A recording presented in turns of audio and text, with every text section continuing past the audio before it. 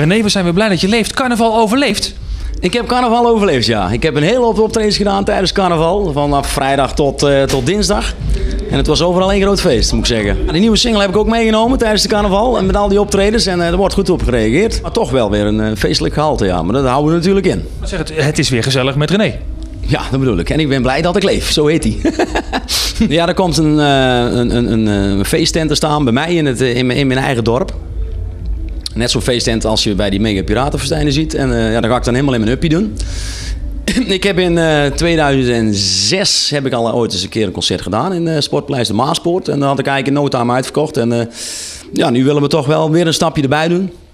Dus nog groter en nog meer show-elementen erin en nog meer feest. Ik had een producer en die is naderhand is die overleden. Dus ik ben toen zelf liedjes gaan schrijven. En ja, dat slaat goed aan. Hele ho, als ik haar zie, diep in mijn hart. Laat de zon in je hart, noem maar op. We hebben nog meer handen in de lucht.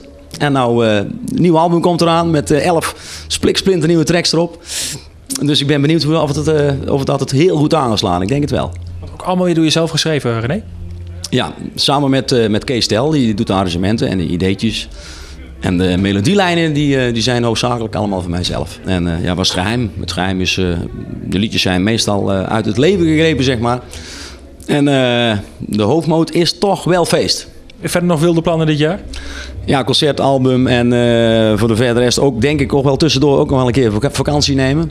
En ja, we gaan gewoon kijken wat 2009 weer gaat brengen. En ik ben dik tevreden. Het is overal één groot feest. En ik vind het helemaal geweldig zo, op deze manier.